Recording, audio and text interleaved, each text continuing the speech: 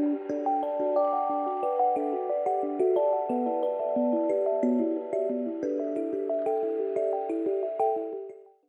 I'm Toni J, and in this video I'm going to show you how I turned my old turtle sandbox into a lettuce bed. So I have this really cute old turtle sandbox that I had since I was little, and instead of throwing it out, I wanted to repurpose it. So I thought about just making it either a flower bed or make it a lettuce bed.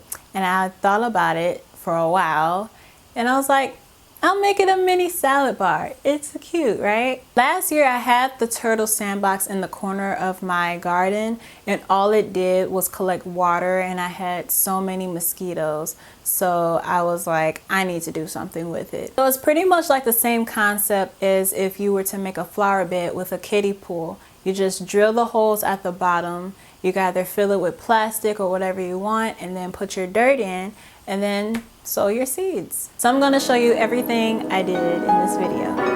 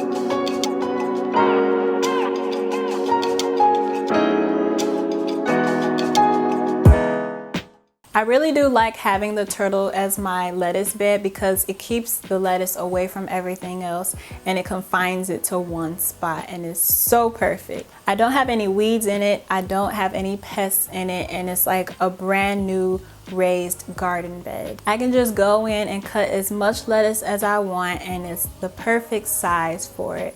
And so far, it's been working for me. In the comments, let me know if you've ever repurposed something for your vegetable garden or a flower bed, like a kiddie pool or a sandbox or anything else. If you enjoyed this video, give it a thumbs up and subscribe if you would like to see more of my gardening videos. Thank you for watching, and I will see you next time.